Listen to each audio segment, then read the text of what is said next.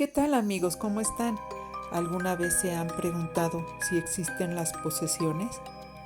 No dejen de escuchar hasta el final esta historia. Esperamos que la disfruten.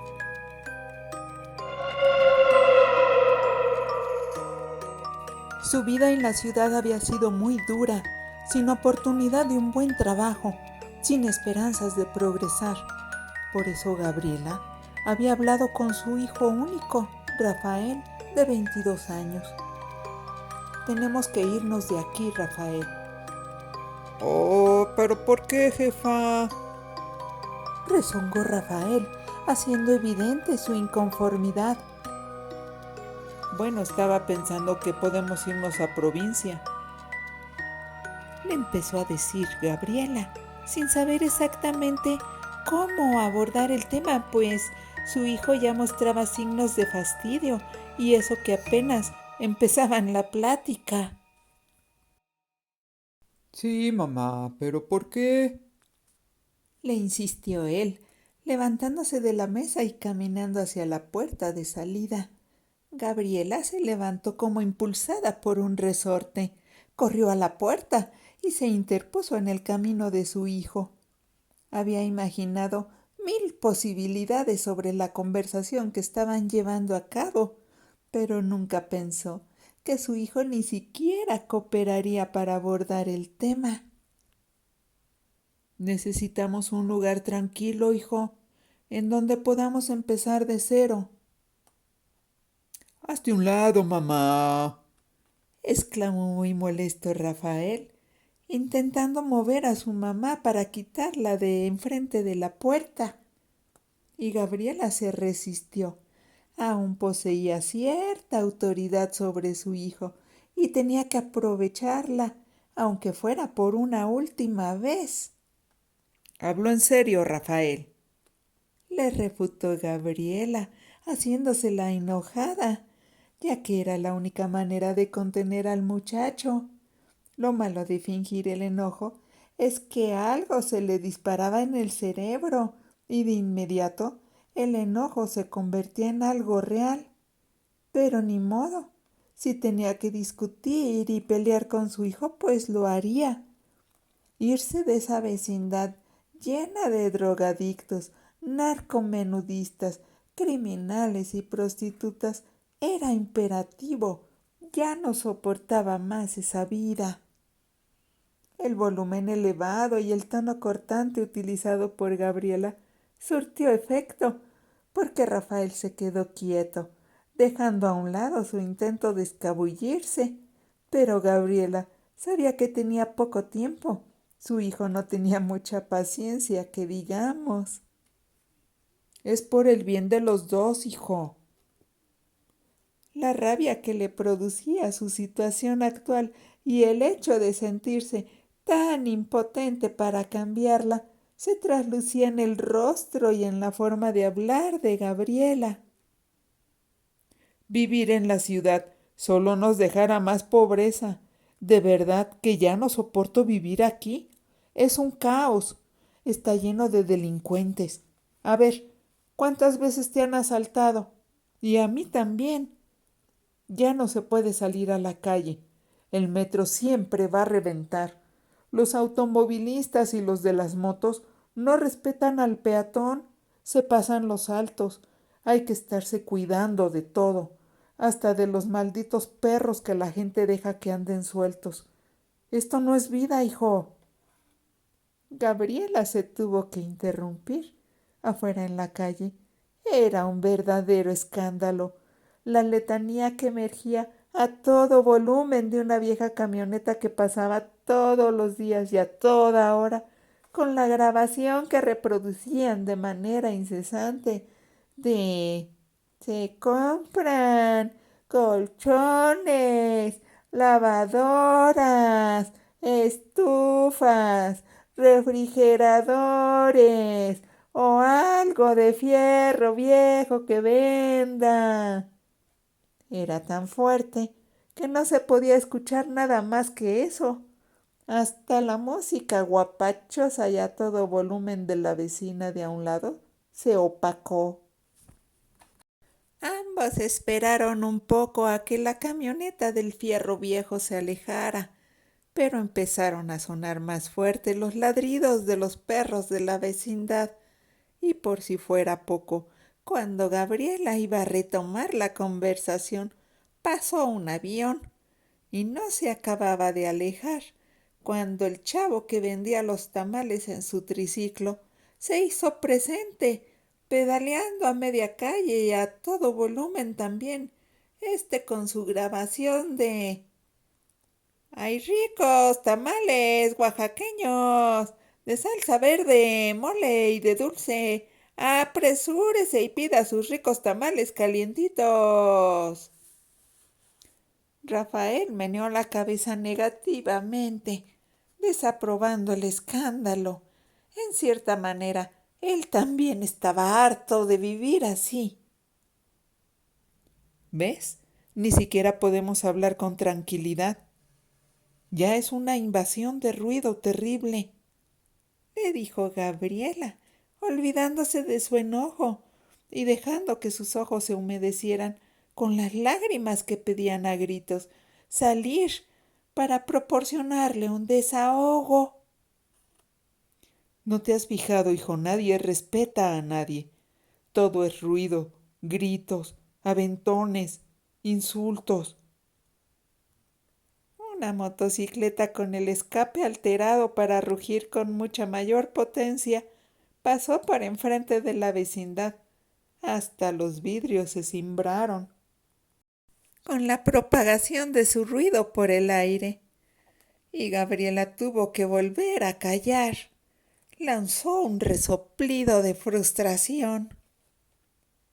Sí, sí, ya oí, dijo Rafael, en cuanto hubo una pausa dentro del desorden urbano que claramente era una contaminación auditiva insoportable para cualquiera. Pero como nadie había puesto orden durante años, esto está de la chingada. Gabriela sonrió y se limpió una lágrima que había escapado, pese a sus esfuerzos por contenerla. Ya estoy harta. Ya tenemos casi 2 años viviendo aquí y ni siquiera he podido acabar con la maldita plaga de cucarachas, hijo. Y mientras los vecinos sigan siendo tan inconscientes de seguir tirando su basura en la calle, nunca vamos a poder deshacernos de ellas, ni de las ratas tampoco. Además, dice el dueño del restaurante que ya no me puede dar sueldo, que si quiero seguir trabajando, que va a tener que ser a pura propina, hazme favor, así, sin vacaciones, sin seguro médico, ni prestaciones, ni maldita la cosa. Vamos de mal en peor. Yo ya no sé qué hacer. Gabriela dejó de hablar cuando notó en el rostro de Rafael un gesto de resignación, porque no era la primera vez que su mamá se quejaba así de todo lo que la rodeaba. Pero aún así, el muchacho intentó hacer valer su punto de vista. Pues sí, pero ¿y mis amigos? ¿Así tan fácil los boto a la fregada o qué? Todo lo que conozco está aquí en la ciudad, mamá. Dijo bastante malhumorado el muchacho, pero sin afán de pelear con la mamá. Perdóname que te lo diga, pero tus amigos valen para pura madre. De todos no se hace uno. La verdad es puro inútil. Aplanacalles, que se conforman con hacer alguna tranza para tener dinero y para irse a encerrar al billar o para fumar sus churros de mota. Alarmado, Rafael miró a su madre como si hubiera sido descubierto en una falta, evidenciando claro que él también fumaba mota de vez en cuando. No se necesita ser sabio para darse cuenta de lo que pasa, Rafael. He visto al tal Ponchito tronándoselas en la esquina de los billares.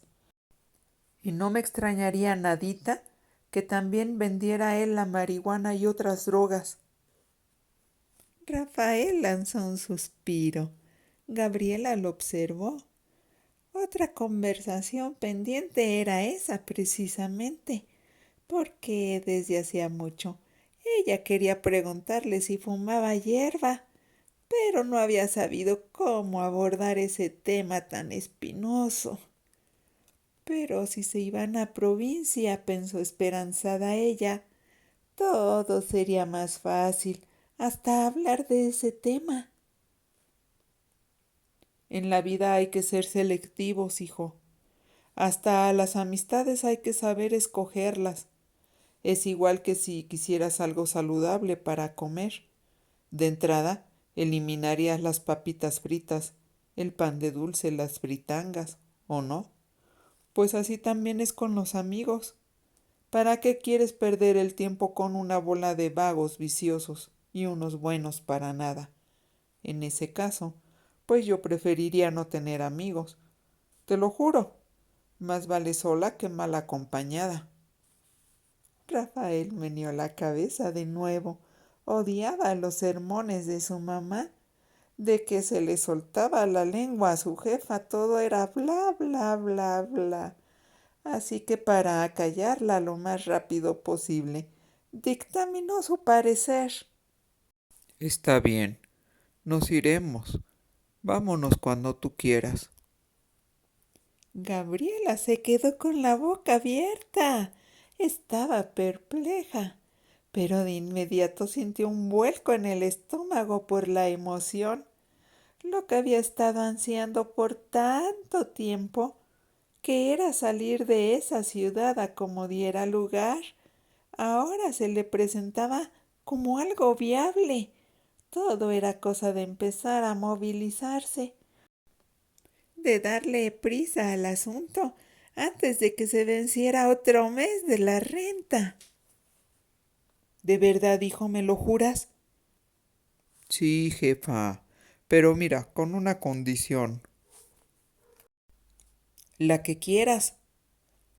Replicó ella entusiasmada, a punto de gritar de contento. Que nos vayamos a un lugar en donde haya playa, mamá. Gabriela se le quedó viendo, arrugó el ceño. Cualquier lugar con playa sería carísimo, pero de repente recordó un pueblito en la Riviera Maya, en donde años atrás, cuando todavía era posible tomarse unos días de descanso, habían ido de vacaciones ahí. Claro que había tardado más en ir y regresar en camión que los 2 días que estuvieron en la playa, porque no podían permitirse pagar otra noche en la posada a la que llegaron. Pero aquel pueblito le había encantado. El ritmo caótico de vida en la ciudad había contribuido a que esos recuerdos quedaran sepultados. Pero ahora, impulsivamente, pensó que ese sería el lugar perfecto.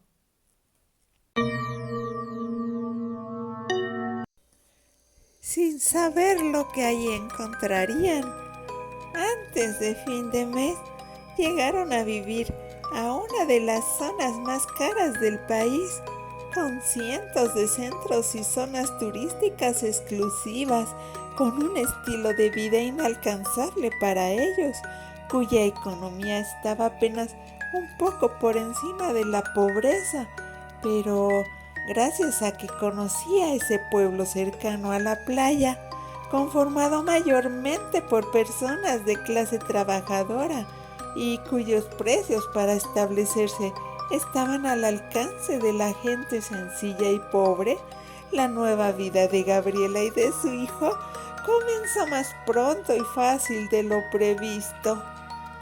Rentaron una minúscula casita de 30 metros cuadrados. Era de esas de interés social, pequeña, casi derruida, con humedad y perdida entre otras miles de casitas iguales que formaban parte del pueblo que había emergido de la nada, más bien de la desforestación de esa amplia zona de la selva, gracias a la corrupción de inmobiliarias que habían podido burlarse de las leyes ambientales que protegían la flora y la fauna de la zona. Y de esa manera habían llegado, décadas atrás, las máquinas, las taladoras, las hordas de trabajadores, sobre todo peones y albañiles, para levantar las filas enormes de casas, todas juntas, una tras otras en calles interminables. Pero tanta casa era apenas suficiente como para alojar a los cientos de miles de migrantes que, como Gabriela y su hijo, buscaban un nuevo inicio, una nueva vida, un trabajo, ¿cómo diremos? Pues un algo diferente. Ahí en ese lugar, todos los que llegaban, nacionales y extranjeros, se sentían con la libertad que daba el anonimato, pues nadie les pedía documentos, ni se checaban sus antecedentes. Ahí se sentían a gusto, perdidos entre muchos otros, tan pobres y marginados como ellos, pero eso sí, a pocos kilómetros de la playa y con trabajo seguro. Y es que los grandes hoteles, centros turísticos, comercios y negocios de lujo necesitaban siempre mano de obra barata, y lo mejor era tener a todos esos trabajadores cerca, pero al mismo tiempo constreñidos en su zona marginada, para que el turismo no tuviera que ver el lado real, la pobreza y la explotación de los que contribuían con su arduo trabajo diario a que sus vacaciones fueran una experiencia inolvidable, como decía la publicidad.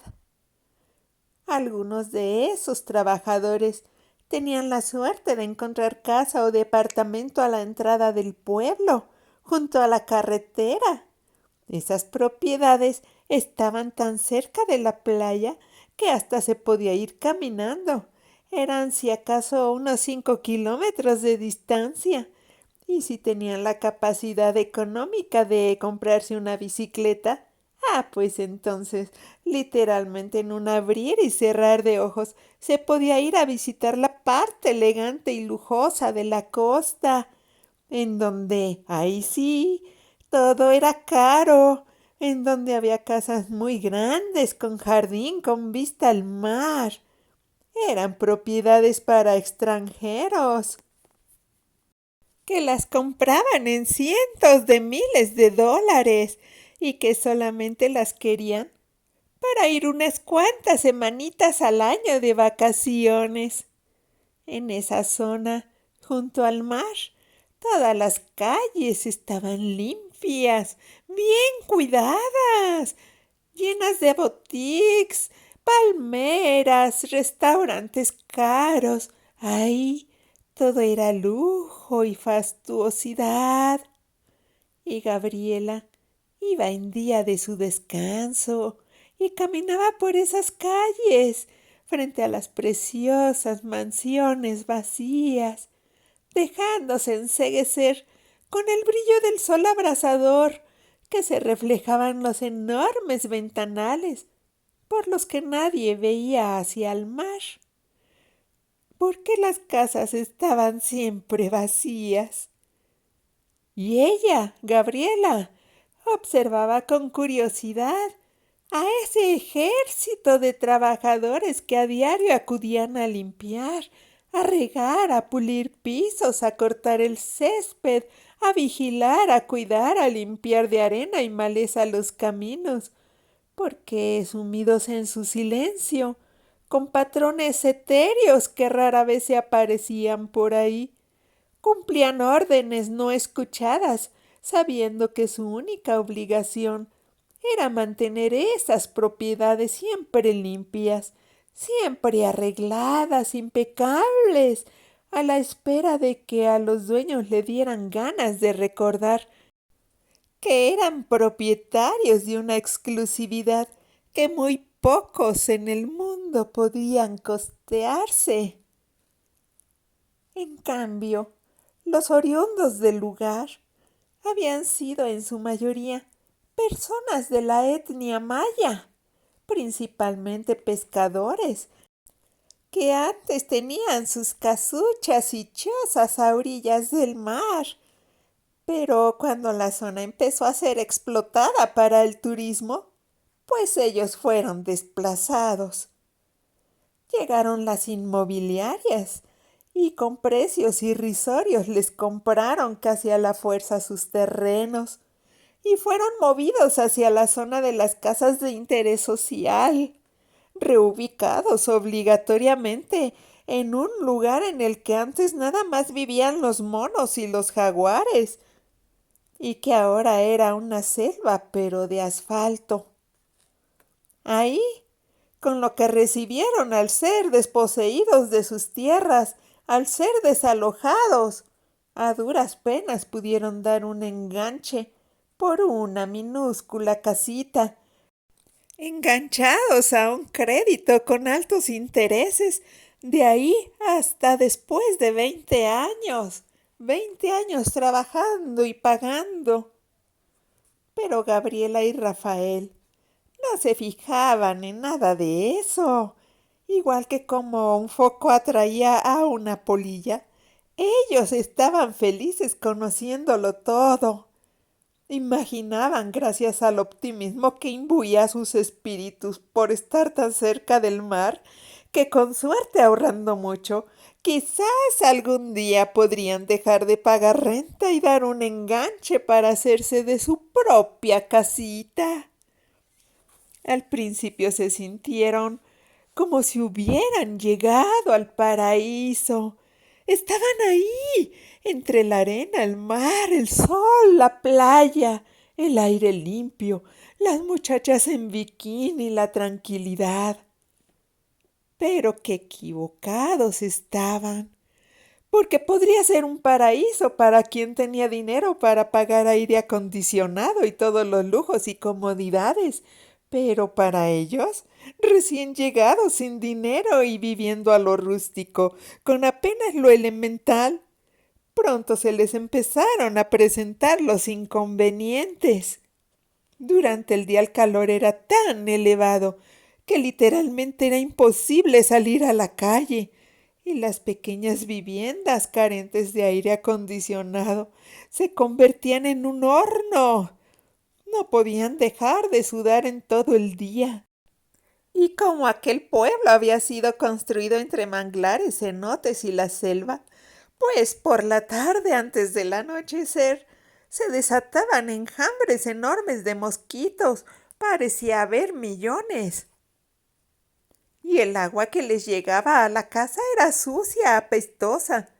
Decían los vecinos que llevaban más tiempo viviendo ahí, que eran aguas residuales, aguas negras que desechaban los grandes hoteles y que seguramente pasaban por un proceso de potabilización deficiente y malo.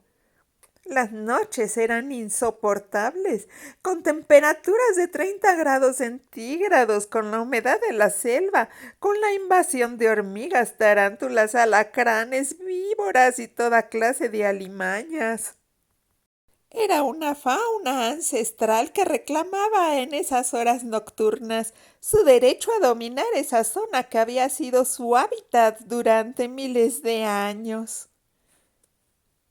Una mañana, mientras se bañaba, Gabriela llegó a contarse más de 100 ronchas en el cuerpo. El calor y la comezón en conjunto hacían palidecer al peor de los tormentos chinos. Sin embargo, y a pesar de todo ese sacrificio, seguían teniendo esperanzas, sobre todo porque ya no había marcha atrás, ¿verdad? Ya estaban ahí. Habían invertido el poco dinero que tenían en mudarse y establecerse. Y ahora, pues se tendrían que aguantar. Por lo que ambos, Gabriela y Rafael, sujetaban al dicho que aconsejaba eso de que al mal tiempo buena cara. Por ejemplo, a las 2 semanas, luego de meter su solicitud de trabajo en varios sitios, Gabriela consiguió un trabajo de camarera en uno de los enormes hoteles de lujo para turistas millonarios. El aire acondicionado del centro turístico le hacía más llevadera la existencia, pero ganaba apenas lo justo para sobrevivir. Y lo peor de todo era que tenía prohibido recibir propinas, porque los paquetes vacacionales se vendían con el rubro de las propinas incluidas. Pero bueno, peor hubiera sido morirse de hambre. Así que Gabriela le aconsejó a su hijo que buscara algo, un trabajito para ganar dinero, solo en lo que se recuperaban. Le dijo que ya después él podría terminar la universidad, que no pasaría nada si la escuela esperaba por un par de años. ¿Y de qué quieres que trabaje, jefa? Pues de lo que sea, hijo, de lo que encuentres. Ya pregunté en varios lados. Para ser mesero tengo que estar en el sindicato de meseros. Para ser chofer de taxi tengo que estar en el sindicato de taxistas. Para ser pescador tengo que pertenecer a la cooperativa y tener mi lancha. Aquí no se puede hacer nada, mamá. Bueno, pues entonces prepárate, estudia y ve a presentar tu examen de admisión a la Universidad del Estado, que es gratuita. Para los libros ya veríamos cómo hacerle, hijo. Ante el gesto de incredulidad de su hija, ella murmuró sin convicción: peor es no hacer nada. La universidad está en la capital del estado, jefa, a 40 kilómetros de aquí. No puedo ir y regresar caminando. Rafael se sentó ante la pequeña mesa del comedor, le sacudió todas las hormigas que pululaban sobre la cubierta. De mal humor le preguntó a manera de reclamo a su mamá: ¿Sabes lo que cuestan los pasajes de ida y de vuelta? Ni disponiendo de todo el dinero que ganas en el hotel alcanzaría, mamá. Son precios para turistas, así que tampoco puedo estudiar. algo tendrás que hacer, le dijo severamente Gabriela, furiosa, pero no contra su hijo, sino contra las injusticias de la vida, contra las trampas traicioneras que pone el destino cuando uno cree fervientemente estar haciendo lo correcto y la realidad golpea de manera inmisericordia y todo a tu alrededor parece decirte a gritos que te equivocaste. No puedes quedarte cruzado de brazos. Sal a la calle y trabaja, aunque sea lavando coches o barriendo banquetas. ¿De verdad crees que podría hacer algo así? ¿Has salido a mediodía a la calle? Ayer estábamos a 43 grados, jefa. El sol estaba incandescente todo el día. Yo no puedo hacer eso que dices. Yo creo que nadie puede hacerlo. Pero entonces, ¿qué vas a hacer, Rafael?, le preguntó Gabriela, conteniendo un sollozo. La impotencia era tan insoportable como ese maldito clima que les obnubilaba la mente y los hacía sentirse tan inútiles y tan vulnerables. Voy a conseguir un trabajo, pero en las noches. Apenas así es soportable el maldito calor. Y no voy a contratarme con unas condiciones tan malas como lo hiciste tú. Por lo menos me tienen que dar un contrato de 1 año y un sueldo digno. Así tan exigente como te pones no vas a encontrar nada, le refutó Gabriel al borde de la desesperación. Tenemos que establecer prioridades. Lo primero es sobrevivir. Y con lo que gano no es suficiente para todo, hijo. Fíjate, es la renta, la luz, el gas, la comida, los pasajes.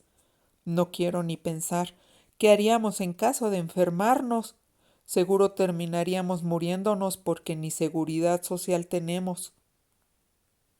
No trates de espantarme con tus escenarios catastróficos. Sé perfectamente en qué situación nos encontramos. Estoy viendo la manera de salir de ella. Dame chance, mamá. Lo voy a hacer a mi modo, porque ya te dije, no voy a aceptar contratos de 28 días ni sueldos de hambre. Eso es tan inescrupuloso e ilegal. Rafael trató de calmarse porque evidentemente no quería desquitar su frustración con su mamá, pero continuó diciéndole: Pero la culpa la tenemos nosotros, los trabajadores, los muertos de hambre, porque aceptamos los que quieren darnos. Pues es que no queda de otra, hijo.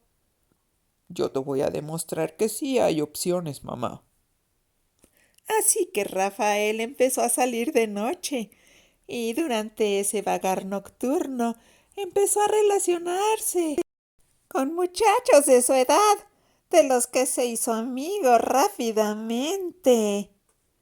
Y con cierta intranquilidad, Gabriela comentó lo que estaba pasando con su hijo y se enteró por medio de sus compañeros de trabajo que aquella zona que frecuentaba su hijo era un territorio invadido por bandas criminales que ya tenían atemorizados a todos los habitantes. Lo que me faltaba. Les dijo ella a sus bienintencionados compañeros. Vengo huyendo de la ciudad, pensando que así escaparía de la delincuencia, y ahora resulta que vine derechita a meterme a la boca del lobo, a un territorio en donde nadie respeta la ley.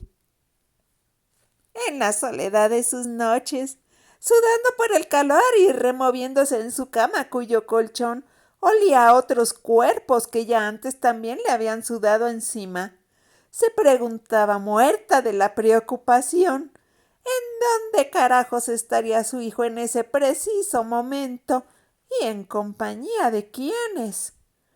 Durante esas horas interminables de insomnio pertinaz, era cuando ella sentía que había tomado la peor decisión de su vida yendo a vivir ahí. Se había entregado a un sueño sin reflexionar.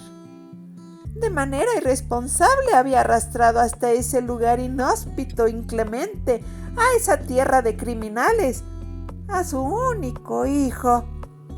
Se sentía atrapada, como entre arenas movedizas, porque aunque los pocos muebles que tenían eran de segunda o quizá de tercera mano, para poderlos comprar había empeñado unas pequeñas joyas heredadas por su abuela, porque era lo único de valor que tenía. Y la razón por la que no podía, más bien, no quería irse de regreso a la capital con un fracaso tan rotundo a sus espaldas, era porque ya no poseía nada. Las joyas de su abuela las daba por perdidas, porque sabía bien que no iba a poder rescatarlas del empeño. Y esos muebles viejos y apestosos los iba a tener que rematar o dejar ahí abandonados, ya que costear una mudanza era algo imposible. Y realmente ni valía la pena porque eran muebles baratos, muy usados y feos. ¡Ay, qué iban a hacer!, pensaba. No tenía nadie a quien recurrir.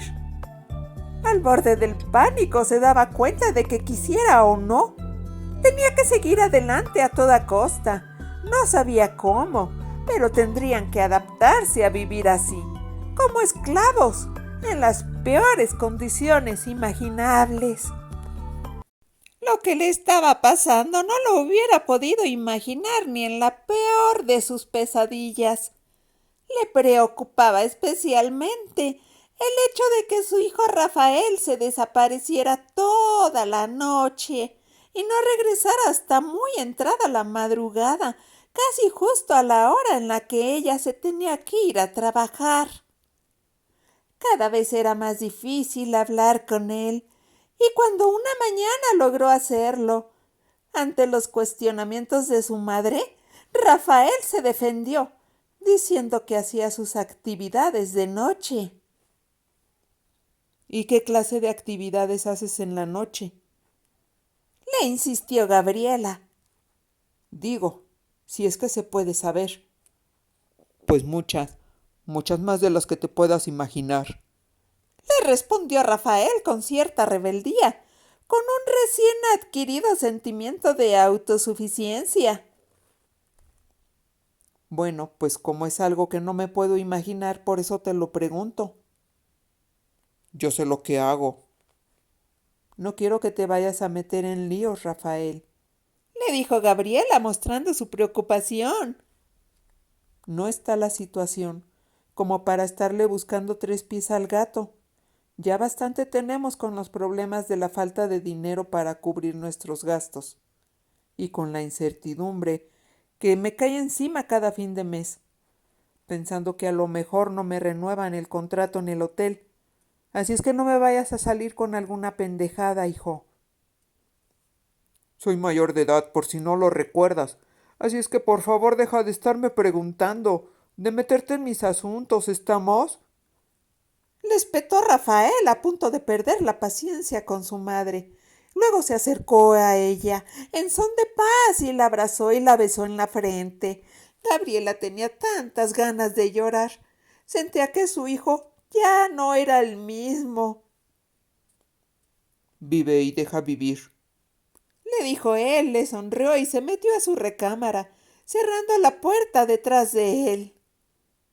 Gabriela se tenía que ir a trabajar y tenía que irse inmediatamente o perdería el camión, y si llegaba tarde le descontaban todo el día y no podía permitirse el lujo de perder un sueldo de un día. Lanzó un suspiro y salió de la casa, pero sentía que ya nunca iba a sentirse tranquila. Ya nunca podría recuperar su paz mental. La realidad que ignoraba Gabriela, aunque no necesitaba ser sabia para sospecharla, era que Rafael ya era un delincuente. Rápidamente había terminado asociado con una banda de asaltantes que buscaban turistas. Les parecía ideal que aquellas personas fueran sus víctimas, porque sabían que tenían que regresar a sus lugares o países de origen. Y aunque levantaran una demanda policíaca, ya no podían darle el debido seguimiento, por lo que todos los atropellos y tropelías de la banda quedaban sin esclarecerse, sin recibir castigo. A Rafael aquella actividad le reportaba buenas ganancias, le divertía, se sentía a gusto con sus nuevos amigos y llevar a cabo su vida en la oscuridad, en la tibieza aceptable de la noche. Estar con sus nuevos amigos le ayudaba a soportar el hecho de tener que residir en un lugar tan inclemente e incómodo. Ya no dependía de lo que su madre le pudiera dar. Así que se sentía libre de gastar en bares, en cigarros, en mujeres. Aquella vida le acomodaba bastante bien. Una noche sus nuevos amigos lo invitaron a conocer una ciudad cercana, en donde había cenotes en los que se rumoreaba que en la antigüedad se habían llevado a cabo sacrificios humanos.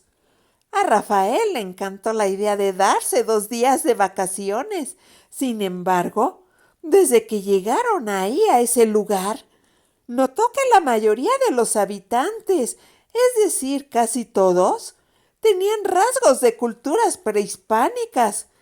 Eran morenos, con las cabezas alargadas hacia arriba, con una nariz ganchuda, los ojos estilizados, alargados. Los pocos que eran diferentes, evidentemente eran turistas. Rafael pensaba que esa clase de personas que salían en los códices mayas ya no existían. Así que se sentía desubicado, fuera de lugar. Sobre todo porque aquellos nativos los miraban con odio, con resentimiento. A cada momento sentía una mirada clavada sobre él. Y cuando volteaba, descubría a alguno de los nativos, hombre o mujer, era igual.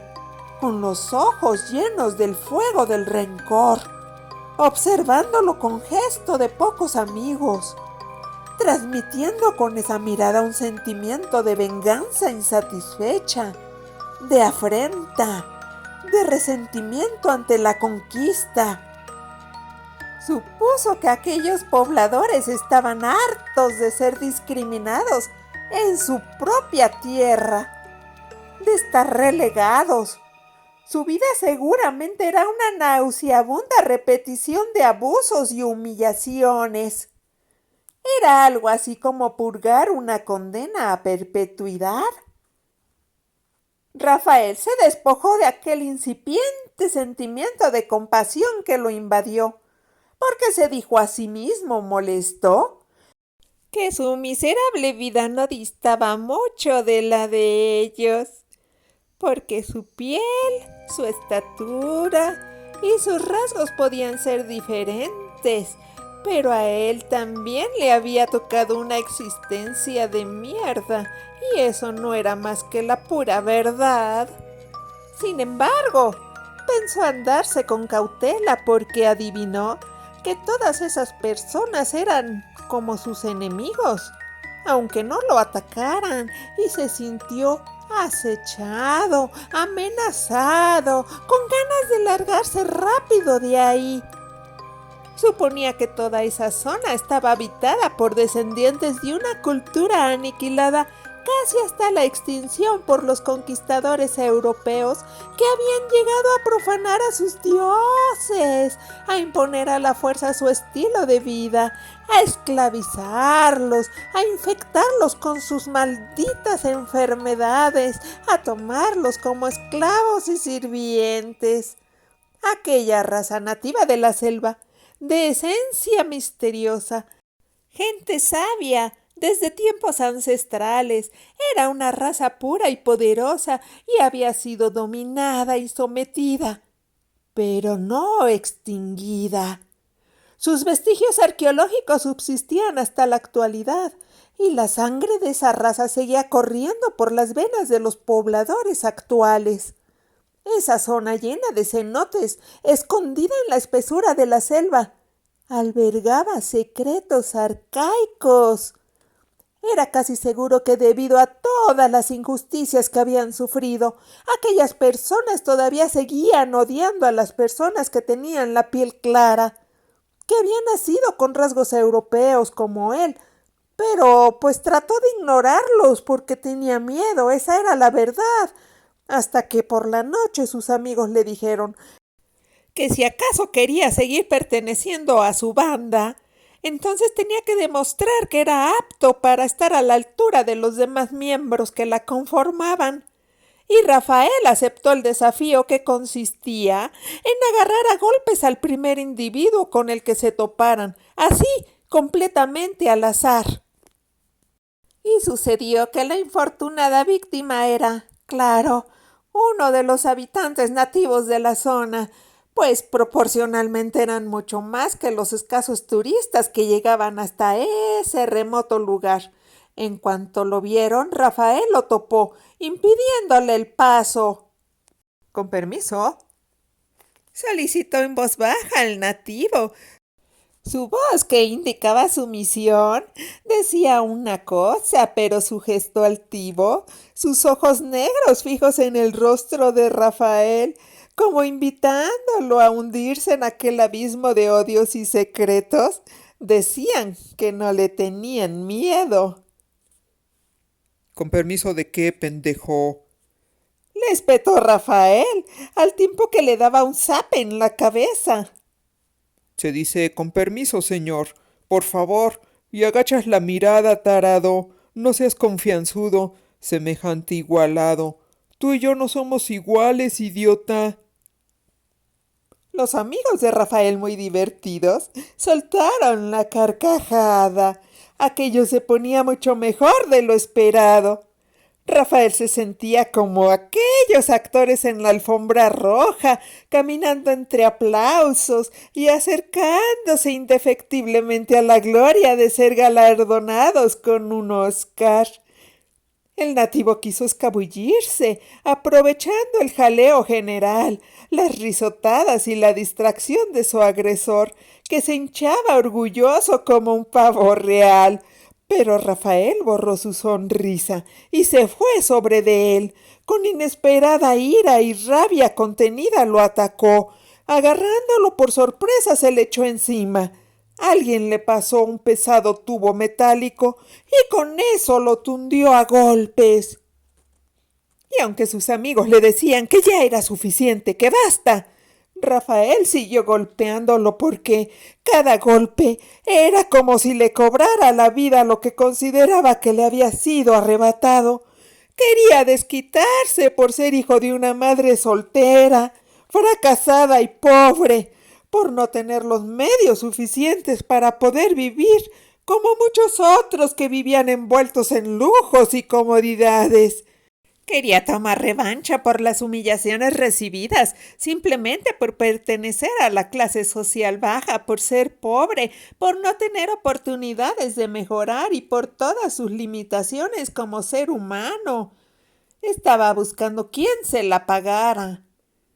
Cuando se cansó y aventó el tubo lejos, los amigos revisaron al nativo y se dieron cuenta de que estaba muerto.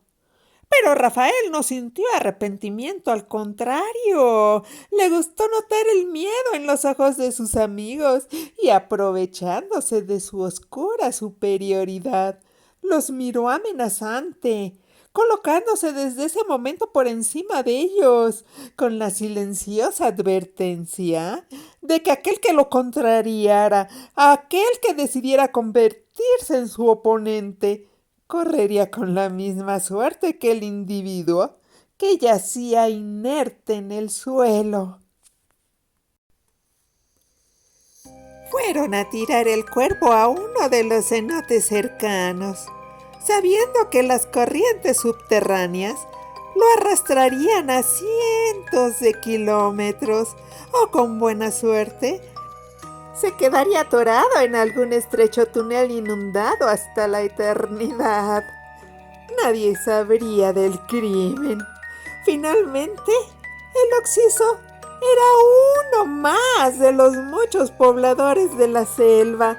No significaba nada para las autoridades.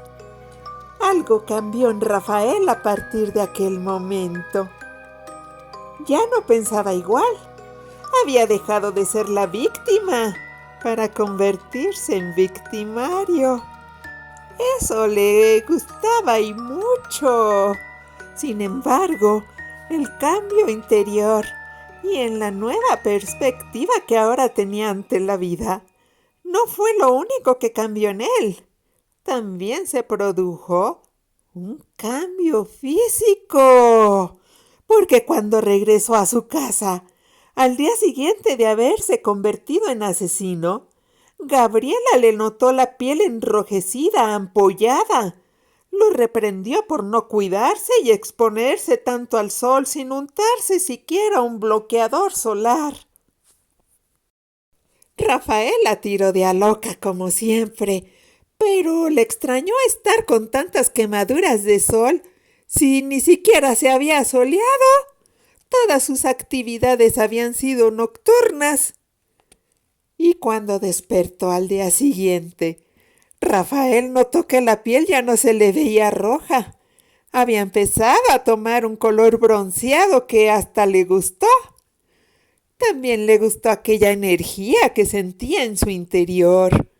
Consideró que por fin se estaba adaptando a esa vida salvaje entre el mar y la selva, imponiendo su agresividad sobre sus amigos y sus víctimas. Gabriela lo perdió de vista varios días, pero no se angustió porque notaba que su hijo llegaba a dormir a la casa durante el día cuando ella estaba trabajando, y la evidencia era que había ropa sucia que seguramente dejaba cuando llegaba a dormir durante el día. También encontraba el baño mojado, lo que significaba que antes de irse de nuevo se había bañado. También notó que había dejado algo de comida en el refrigerador y varios trastes sucios. Por lo tanto, ella no podía notar la transformación que estaba sufriendo su hijo. Y de haberlo visto, se hubiera alarmado, le hubiera parecido algo inexplicable, paranormal, porque luego de una semana del asesinato, Rafael ya estaba completamente moreno. Y no solo eso, el propio muchacho se quedó perplejo al mirarse al espejo una mañana y notar que ya no se parecía nada a sí mismo. Los ojos se le habían alargado, el pelo era mucho más negro y lacio, la nariz le había crecido y se le notaba aguileña, ganchuda. La cabeza parecía haberle crecido un poco hacia arriba, como si se la hubieran jalado.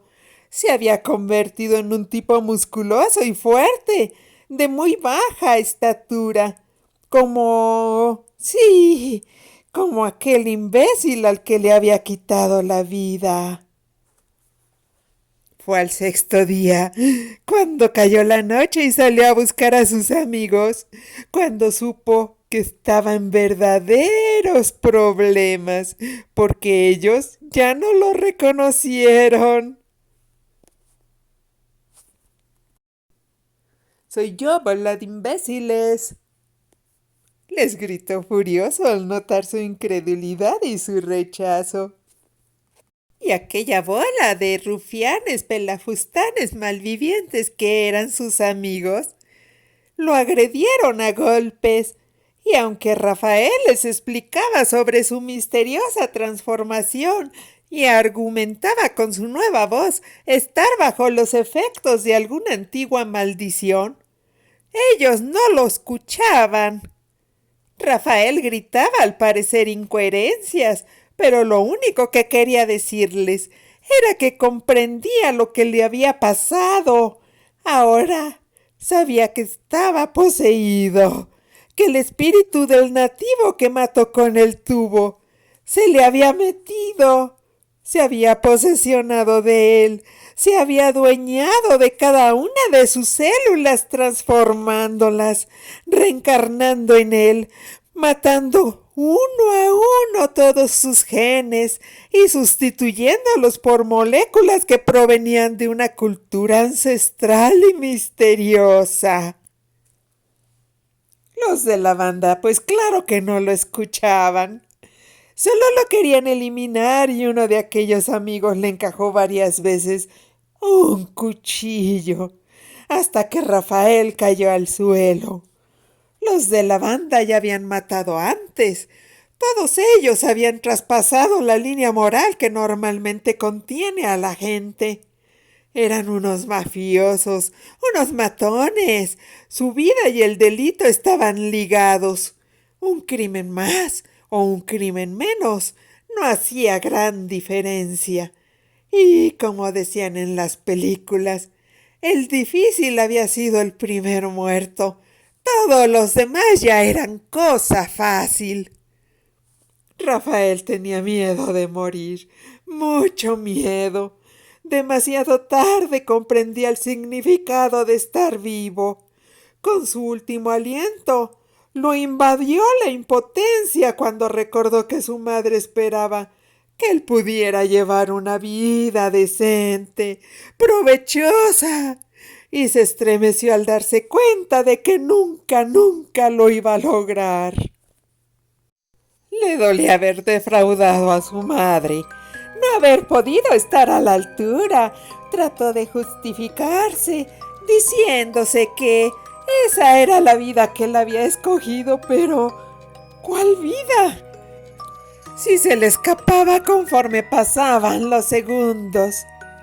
Y cuando fijó sus ojos en los ojos de su amigo, que aún sostenía el cuchillo ensangrentado en la mano, algo muy extraño e inesperado pasó, porque se sintió absorbido, como atraído por un imán poderosísimo.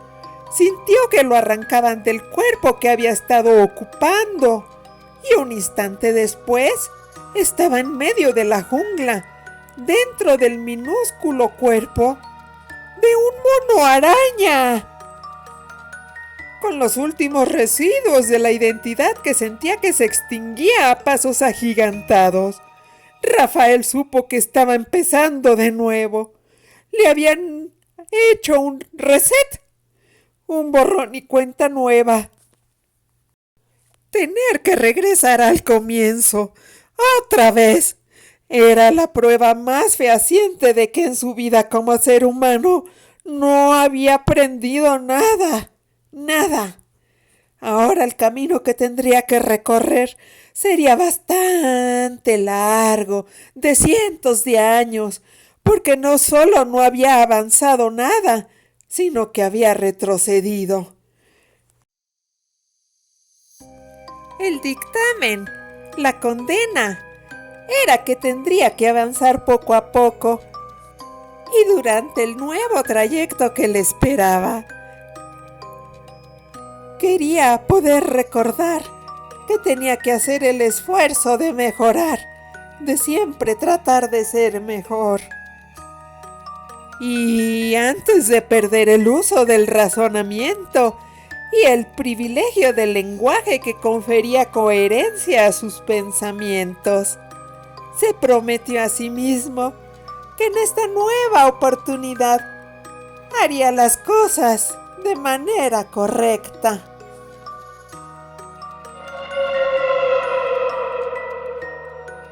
Esperamos que hayan disfrutado de esta historia. Los invitamos cordialmente a que se suscriban a nuestro canal y los vemos por acá muy pronto. Hasta la vista.